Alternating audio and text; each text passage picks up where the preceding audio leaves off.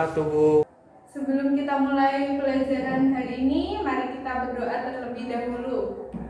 Silakan ketua kelas memimpin doanya. Siap, Bu. Sebelum kita memulai pelajaran kali ini, marilah kita berdoa terlebih dahulu. Berdoa dalam hati, mulai.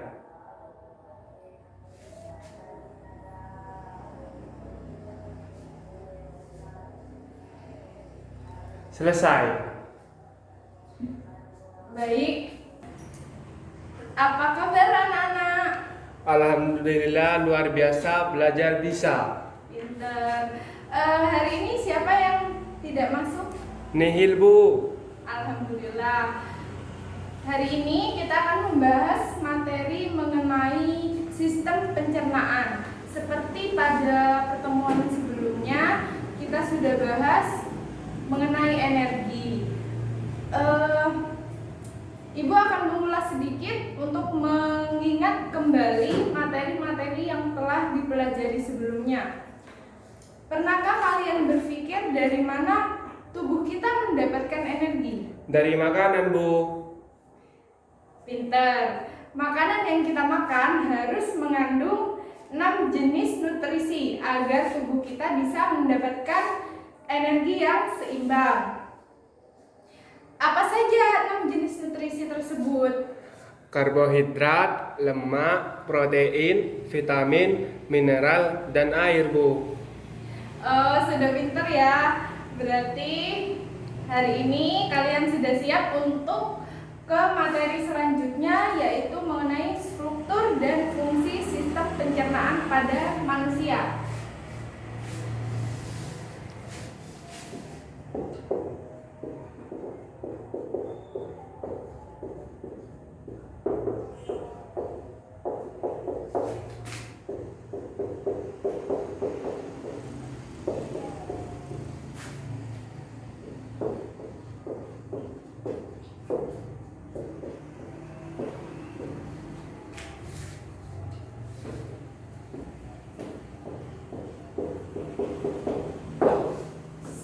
Struktur dan fungsi sistem pencernaan pada manusia. Ada yang tahu bagaimana makanan dapat dicerna di dalam tubuh kita? Tidak tahu, Bu. Oke, Ibu jelaskan. Jadi, makanan diproses dalam tubuh melalui 4 tahap. Yang pertama yaitu ingesti, yang merupakan proses pemasukan makanan ke dalam mulut.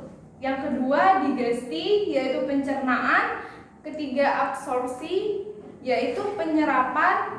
Dan yang keempat, defekasi atau pengeluaran.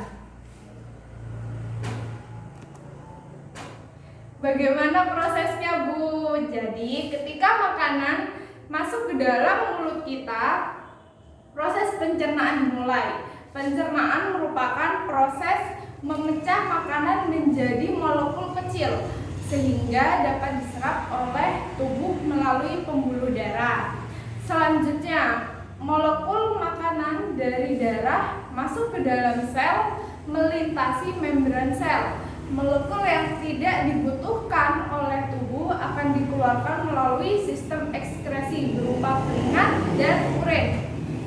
Makanan yang tidak dicerna berupa feses akan dibuang melalui anus. Nah, proses ini disebut defekasi. Selanjutnya, pencernaan makanan dibagi menjadi 2, yaitu pencernaan kimiawi dan pencernaan mekanis. Untuk pencernaan mekanis terjadi ketika makanan dikunyah, dicampur, dan diremas. Contohnya terjadi di mulut, yaitu ketika kita makan, makanan tersebut akan dihancurkan oleh gigi. Nah, itu merupakan proses pencernaan mekanis.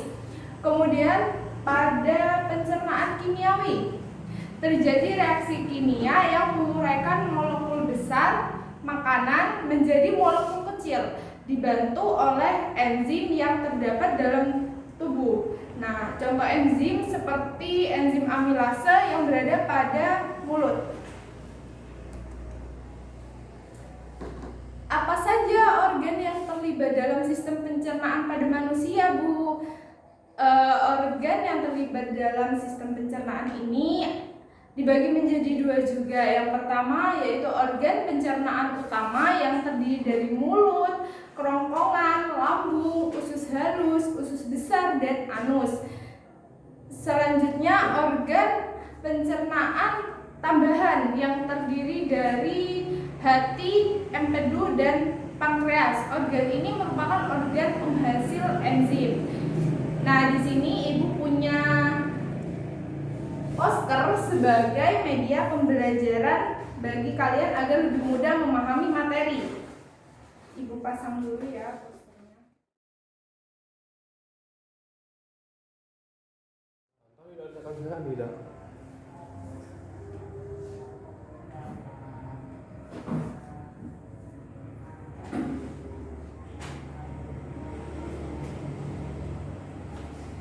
Nah, ini merupakan poster mengenai sistem pencernaan sebagai media pembelajaran kalian agar lebih mudah memahami apa itu sistem pencernaan pada manusia.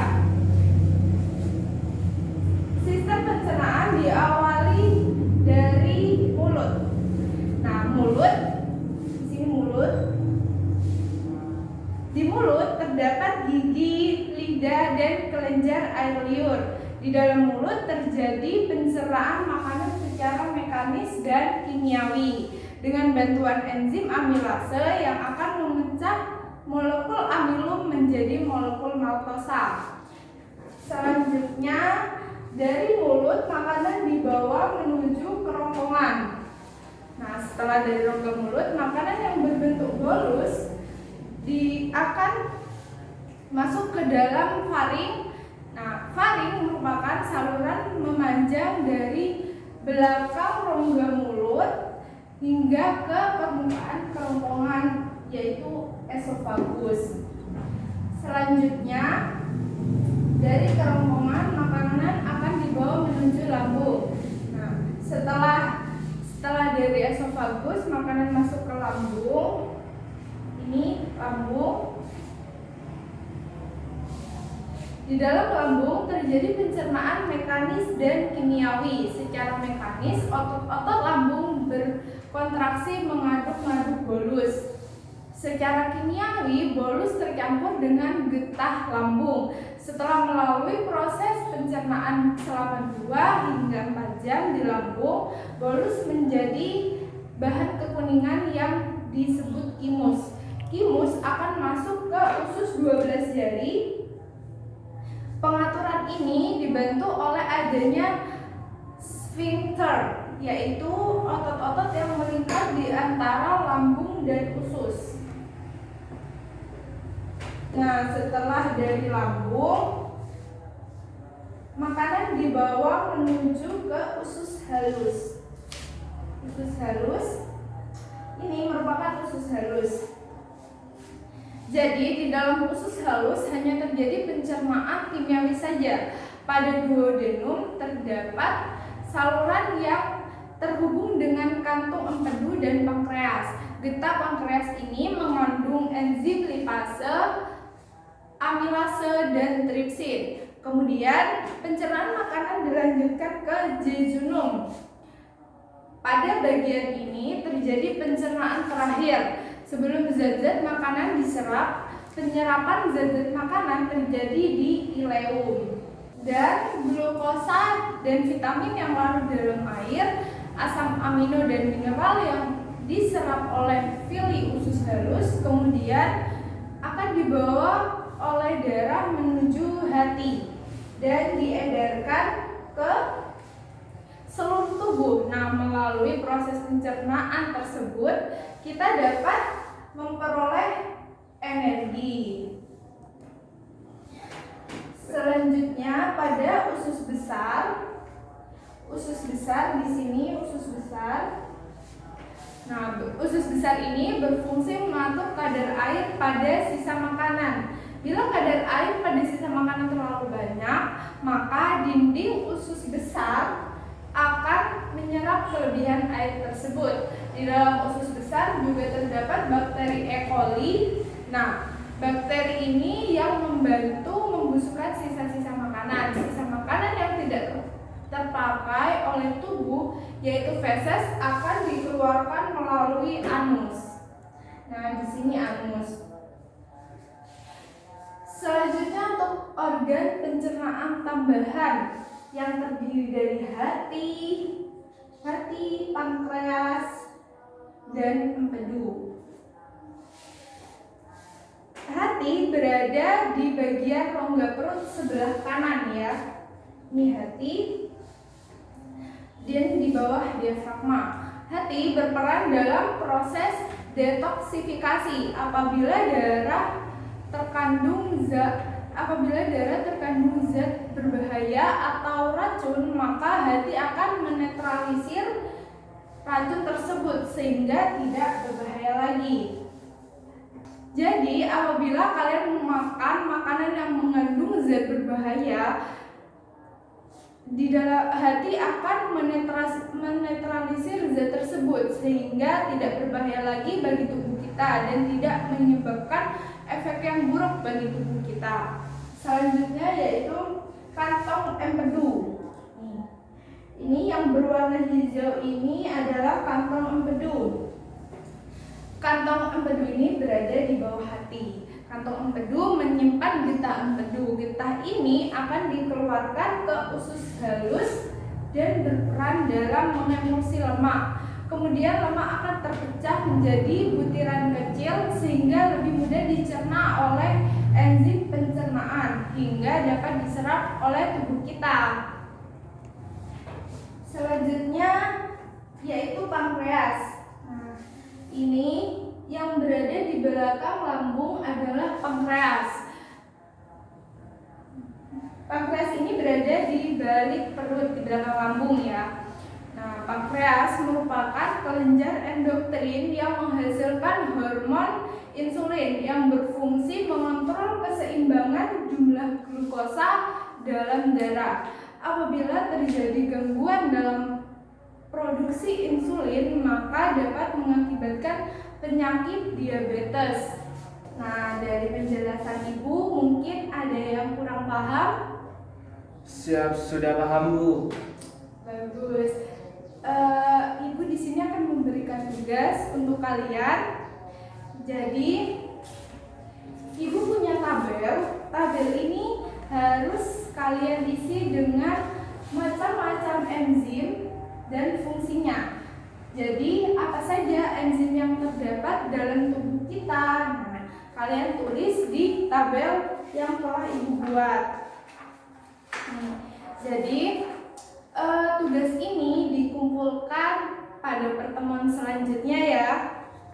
Siap Bu. Ibu bagikan.